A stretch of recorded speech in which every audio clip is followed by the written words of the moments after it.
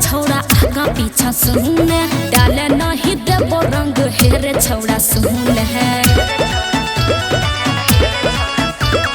केतनो हो करबे छौड़ा आगा पीछा सुन डाले नहीं देबो रंग हेरे छौड़ा सुन है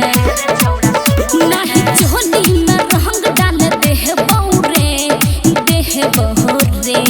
है सुन ई छौड़वा से रंग न लगोई भीगे मधेपुरा में दोबारा नहीं आई भीगे मधेपुरा में दोबारा नहीं आई भीगे ई छौड़वा से रंग न लगोई भीगे मधेपुरा में दोबारा नहीं आई भीगे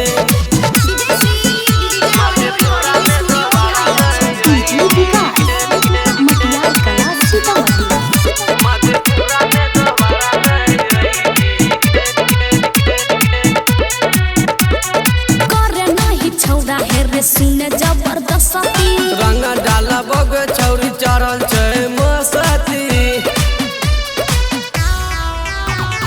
करे नहीं छौड़ा हेरे सुने जबरदस्ती लाल गुलाब लगा देबो सुन हेगे पता रखी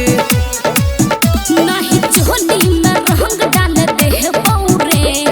देह बहोरे ये छौरी ई छौड़वा से रंग न लगोई भीगे मधेपुरा में दोबारा नहीं आई भीगे मधेपुरा में दोबारा नहीं आई भीगे ई छौड़वा से रंग न लगोई भीगे मधेपुरा में दोबारा नहीं आई भीगे मधेपुरा में दोबारा नहीं आई मटियार कला सीतामढ़ी मधेपुरा में दोबारा नहीं